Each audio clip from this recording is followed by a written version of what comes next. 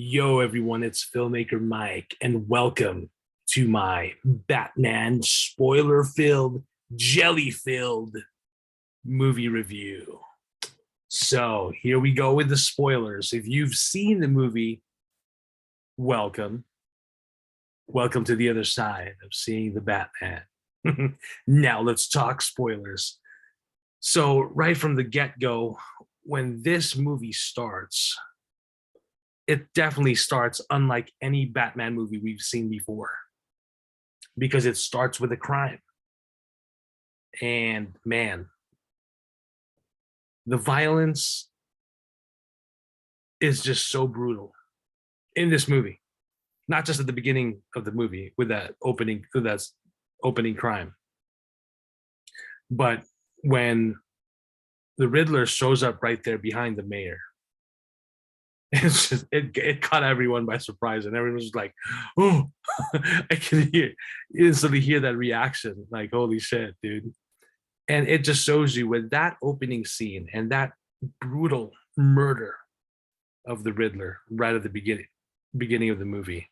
It sets you up for something you haven't seen before in a Batman movie. Not just the violence, but the crimes itself, the heinous acts that are committed. Wow.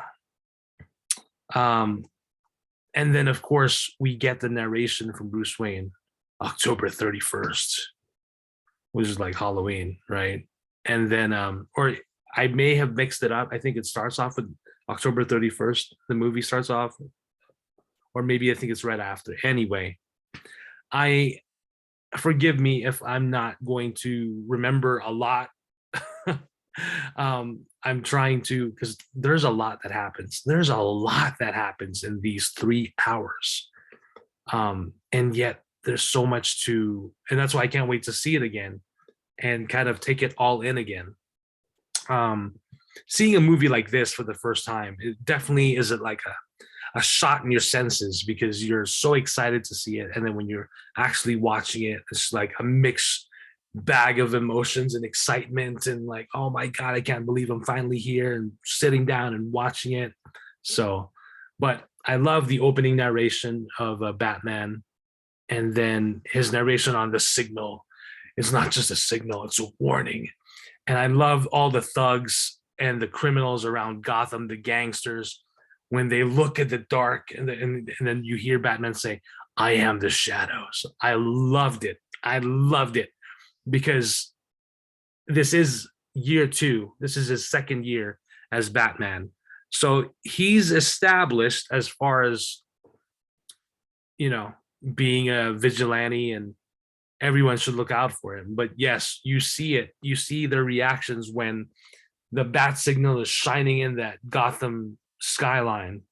Everyone's like looking out because you just don't know where the Batman will show up next. And I love that part. I love that aspect because, and he even says it, Batman says it, I can't be everywhere. And yet they won't know where I am, which is so awesome. Just that opening, the first 5 to 10 minutes, it's just absolute perfection. I think it's a chef's kiss. Mwah, chef's kiss, bat's kiss. Just fantastic Batman stuff, and again, something that we've never seen before. So there's so much in this movie that happens. That opening, when he finally shows up to that gang, that makeup clown gang, it looks like, with their makeup on, because they're stalking after this Asian guy and the train, and then they finally hear, like, within the darkness, they hear these loud audible footsteps, and it's actually Batman. They know he's coming. And it's definitely a different take. This is year 2 Batman, so he's still early on in his career. Not very stealth-like because he's letting them know that he's there. He's letting them know by his presence that he is there. So you hear his loud, and it's raining. You hear his footsteps. It's like heavy. He's slowly walking. And then of course we see it in the trailer. I think it's in the first trailer. Who are you supposed to be? Which is really odd that he says that, because it's the second year that Batman has been Batman around Gotham. But anyway, that's when he just like Batman takes him and like beats him up. And it's like, oh shit, okay, that's awesome. Great action again, great scene. And then the rest of the gang circle Batman, and they get a few shots in, they get a few hits in because there's a lot of them. He's basically outnumbered, but he stands his ground, and that's where you see one of the he gets they start. I think one of them tries to use a gun. Some have bats, some I think have knives, if I'm not mistaken. But they try to overwhelm him, but they try. And then that's when Batman gets a hold of one of them and he shocks them. He literally shocked. I think that's the guy that maybe may have shot him. I have to see it again because some of the action also happens a little fast, but fantastic nonetheless. And once that's over, Batman's still standing. The Asian guy who was left by the gang, even says, "Please don't hurt me."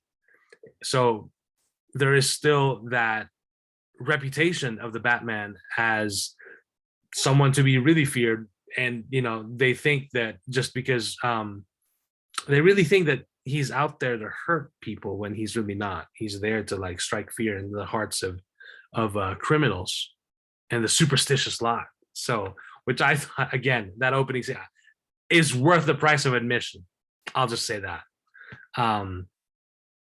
Lots of stuff, lots of really cool stuff. You see the Gotham skyline. There's a lot of things there. Again, the Penguin, Colin Farrell is fantastic. Carmine Falcone. Spoilers, if you aren't aware yet, just making sure. Carmine Falcone being the father of Catwoman, of Selina Kyle. Wow. It's been a while since I read, at least dived into Batman comics. I'm not sure if that's something that's been done in one of the interpretations of the comic books, which I thought was fascinating. If it wasn't, and they just did that for the movie, I think that's really cool. But now I'm curious if that's been done in the comics. I'll have to do a Google search for that one. But I like that because it ties things together closely. And of course, the Riddler. So Paul Dano's performance, despite most of his screen time being behind a mask, you still get a performance from him, and a fantastic performance at that. And when we see him unmasked, when he doesn't have his mask on, he still puts on a fantastic performance. Now I'm Googling Selina Kyle, daughter of Falcone. So I'm curious. Okay, so it is in the New 52 comics. Catwoman, aka Selina Kyle, is the daughter of Carmine Falcone. In the New 52 comics, mob boss Carmine Falcone is the father of Selina Kyle through illegitimate means. In the comics, Falcone was unaware of Selina being Catwoman and despised the feline criminal. So that's pretty cool that they did that in the New 52 and they tied it in the movie here. If I'm not mistaken, this is supposed to be Earth 2 Batman on a different, of course, multiverse, different alternate Earth. At least that's what we heard, Earth 2. But yes, going back to the Riddler, fantastic performance. I love the puzzles, love the riddles. The interaction of Batman with Jim Gordon, fantastic. There is a scene where Batman ends up at the GCPD and everyone is pretty much pissed off at Batman for one thing that I guess there was a failed attempt at saving the DA, who was played by Peter Skarsgård. And he I love this scene. Everyone was laughing too. It was pretty funny when Jim Gordon asked all the cops, because they started getting like really pissed off and angry at Batman. And then Batman even like lays a hand on one of the officers, assaults him. And Jim Gordon gets mad at him and like, "What's wrong with you?" Like pushes him back, and even Batman is like, "So you're one of them now," or something like that. That's against him because the cops don't like Batman. They don't like him.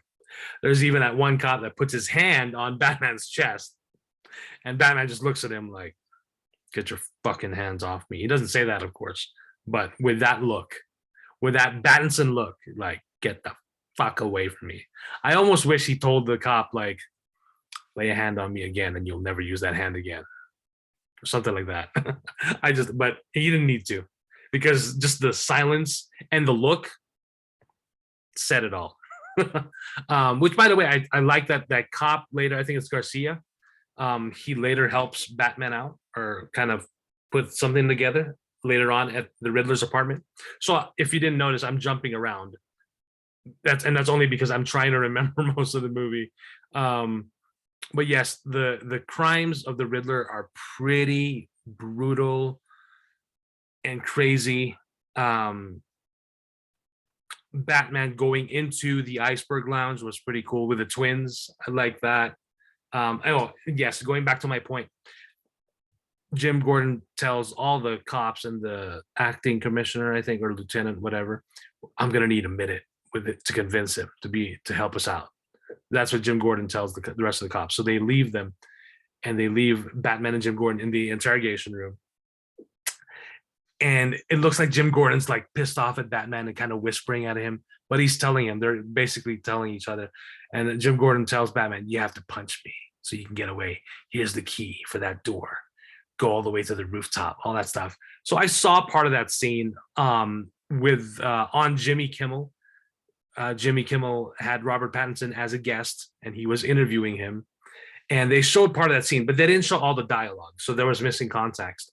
But they show that scene where he makes the getaway. He punches Jim Gordon, and then he runs away. He unlocks the gate, runs away. All the cops are swarming after him, like, "Ah!"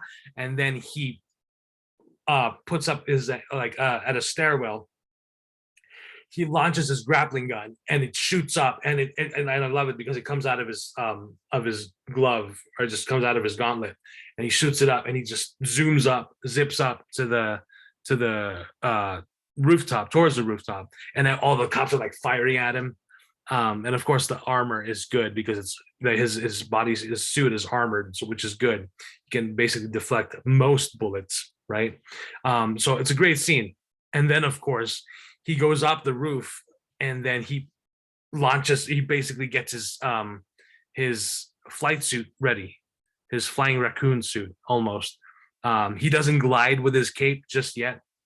I think that's something they're going to build towards. Just like the whole heavy footsteps walking, I think he's going to be more stealthy and more quiet in the next movie. I think he's going to make him take a more stealth-like approach eventually, or maybe not.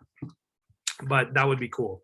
But yeah, he doesn't glide with his cape just yet. But when he gets his flight suit ready, all the cops are running, and then he just like dives. And at first, you even see when he goes up the roof, before he engages his flight suit, he looks down, and he has a moment of fear because he's like, "Oh shit! Like, where's he gonna go? What's he gonna do?" He doesn't glide with his cape yet, and then he gets his flight suit ready, and it transforms. It's pretty cool. And then he just dives, and I love the POV camera shot. It's really cool. I love that part where he's gliding, and he's basically gliding. He's like trying to land on a truck, and he misses the truck, and he lands on the street. Like, oh man! But fantastic scene, fantastic action sequence. I'm trying to think what else. The confrontation with Carmine Falcone and Selena Kyle was great. Of course, Batman tries to stop her from killing him, because she's just pissed off at him and what he hasn't been really a father to her.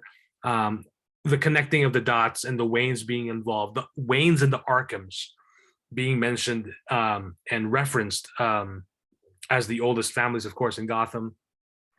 There's basically seeds and hints at what could be the Court of Owls in perhaps a sequel or two. Who knows? But I would love it. I would absolutely love it. And of course, the Riddler exposing, each person that he kills he's exposing them and the dark lies and truths, which you kind of get in the you've gotten hints at in the trailer, but of course here it's all exposed. Really fascinating. It's the story is does a good job. The movie does a good job of explaining things. I don't think anything goes over anyone's heads. Like it's very well explained, I think. Save for a few things I thought was fascinating as they unraveled it, but I thought it was really cool. I'm trying to think of any other big things. Again, yeah, the car chase, the Batmobile chase sequence was awesome. And then Jim Gordon and Batman trying to solve who the rat is within the circle of what they were trying to protect. I thought was cool. Again, some really humorous moments with the penguin, penguin waddling because his hands and feet are pretty much tied after Jim Gordon and Batman interrogate him. And then when Penguin mentions like la and L, like the whole Spanish, like the difference, and them connecting the dots, that was pretty cool. I'm trying to think the final the confrontation of Batman with the Riddler at Arkham was great. That scene was great, and finally seeing, of course, Paul Dano without the mask and being able to just perform and just fantastic performance. Really top-notch casting by Matt Reeves, and also the whole final battle at the garden, and then the flood. That was awesome, and then basically the Riddler army that he amassed towards the end, and being sharpshooter like shooters and having guns and ammo, like that was pretty crazy. Pretty awesome though that Batman like gets to fight them, and he blows up all the ceiling above him and lands. And he definitely could use more batarangs. But I think that's definitely something. But I love that he used like his grappling guns and his spears or arrows, and he used them to pull him and like fight him. And Batman does not kill. He does not kill anyone. I thought for a second we were going to see him kill someone. I love the fact that he had that adrenaline. I'm trying to remember if it was referenced early in the movie. I think it was maybe briefly shown that he had it in handy. And then there's a certain spot in his armor, in his leg armor, where he injects that adrenaline as a last resort because Selina Kyle was in trouble. And then that's when we see in the trailer, like he starts pounding on that guy, which oddly enough, I'm trying to think, like looked like Paul Dano. Was it a twin? Like that kind of confused me for a bit. So unless that was him and he somehow got out. So I don't know. I'm trying to think carefully about it. Perhaps in a second viewing, it'll be a lot more clearer. And then, of course, we also get a scene of spoilers. The Joker, Barry Keoghan, who played Druig in the Eternals, is the Joker. You barely see his face, barely see the makeup, but he's talking to the Riddler in Arkham, and he's laughing. So really interesting and fascinating that they're already setting the Joker up at the end of this movie. Oh, and the whoever killed the Waynes is a mystery. I like that. I like that a lot. Bruce Wayne has been trying to find out who killed his parents all this time, and he finds out from Carmine Falcone that it was Maroni that had him killed. But then, in fact, it was Carmine. Supposedly, it might have been Carmine Falcone. But then Alfred even confirms that he's not really sure, which is really tough and sad because it's like this one thing that's been eating away at Bruce Wayne all his life. Oh, and that the Alfred getting the bomb that was meant for Bruce Wayne, I thought was a brilliant way of editing, because you felt like Bruce was gonna be able to stop the bomb and save Alfred from the bomb from blowing up, but he was too late. But for a second, I thought, like, don't kill Alfred, and of course they didn't, which is great, because I really got worried that they were just gonna kill off Alfred and that was it. Like, kind of makes no sense to have Batman without Alfred, at least at the beginning of this story, if we're going to get a trilogy. And I hope we do. So I love that scene between Alfred and Bruce when they finally get to. Bruce first starts out with, you lied to me, Alfred, which totally makes sense. He's angry. And Alfred, of course, is finding out like, oh my God, Bruce knows everything now. But I like that they get to patch things up at the end, and then at the end they hold each other's hand, and like, Alfred is all Bruce has, and Bruce is all Alfred has. So it's a beautiful surrogate father-son relationship, really. And I like that. I really do. So trying to think of anything else I may have missed, at least some as far as the big stuff. Selina Kyle leaving at the end kind of makes sense. The flooding of Gotham was like, whoa, that's pretty crazy. I love the end where Batman is helping out the National Guard and just helping out people, and that woman holding on to Batman and just kind of looking for that strong and like someone like being safe and holding her hand and reassuring her. I love the fact when I'm obviously jumping around here, but I love the fact that when the garden is flooded and Batman sees like the power line is going to hit everyone in the water, he jumps towards it and cuts it with his chest batarang, and he gets shocked and crashes down in the water. But of course he gets up. And then he helps everyone. He extends his hand to the kid, the son of the mayor, which at the beginning, he's always connected with because he was just the same age of the boy when Bruce lost his parents. And I thought that was a powerful scene when he helped the kid and the mayor, and he led them with the flare. He was leading them through the flood. Beautiful scene, powerful imagery, just absolutely beautiful. So lots of great, fantastic moments, really. I'm sure I probably missed some, but those are the ones that I can think of right now. Again, I'm looking forward to seeing this movie again and again and again, at least on the big screen. It will be on HBO Max 45 days after March 4th, if I'm not mistaken. So around I want to say around mid-April, we'll have it on HBO Max. But please, I highly suggest watching this on the biggest screen possible. If you can see it on IMAX, watch it on IMAX, or just go see it at any large movie theater screen. And I have a feeling you won't be sorry. I think you'll like it. I think you'll enjoy it. If you're skeptical, you don't have to take my word for it. Watch it for yourself, check it out, and let me know what you think. I'd love to hear what you think of this Batman movie, this brand new Batman, and Robert Pattinson, and of course the rest of the cast of characters. It's a great time in the movie theater. It's a great time to be a Batman fan.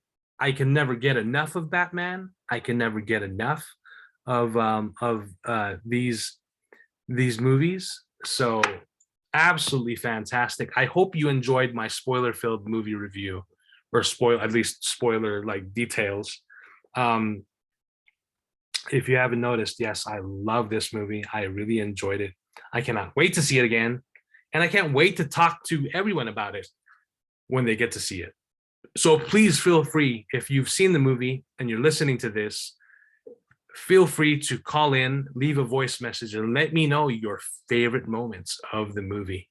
By all means, if you'd like, or if you don't want to share any spoilers just yet, you don't have to. But if you'd like to, you can as well. And I can always put up a warning and let people know, like, hey, if you haven't seen the Batman, so and so called in with a voice message, and they've got spoilers, so you may want to skip for the next minute or so. So that's it. Thank you all for watching or listening, whether you're listening to this on Spotify, Apple Podcasts, iHeartRadio, Google Podcasts, Breaker, Anchor, Stitcher, you name it, we got it. Or you're watching this on YouTube, feel free to comment below and subscribe as well. And feel free to rate us on Apple Podcasts or follow us on Spotify podcasts. Thank you for watching and listening, or if you do both, well, thank you. Really appreciate it. There's many podcasts out there. There's many YouTube channels out there, but I always appreciate it when people watch or listen and check out what we have here. So that's pretty much it. The Batman is now out in theaters. If it's not out yet and you're listening to this in between, it'll be out on March 3rd, early screenings, and of course March 4th. If you got to see it on an exclusive early fan screening via IMAX on March 1st, let me know your experience as well. It was really fun. I'm glad they did it, and I'm really glad that we got to see the movie the same night of the premiere here in the US. They had it up in New York City, and I thought that was pretty cool. Usually a lot of these big blockbuster movie premieres happen at least a week or two before fans get to see it. But I thought that was pretty cool that March 1st coincided with the exclusive IMAX fan screenings and the premiere with the cast in New York City. And I know I've seen some pics and video of the cast surprising fans at a New York IMAX theater. So that's pretty awesome. So there you go. The Batman, directed by Matt Reeves, starring Robert Pattinson, Zoe Kravitz, Colin Farrell, Paul Dano, Jeffrey Wright, Andy Serkis, and more, is now out. Check it out. Let me know what you think. Till next time, stay safe out there. And remember, I'm vengeance.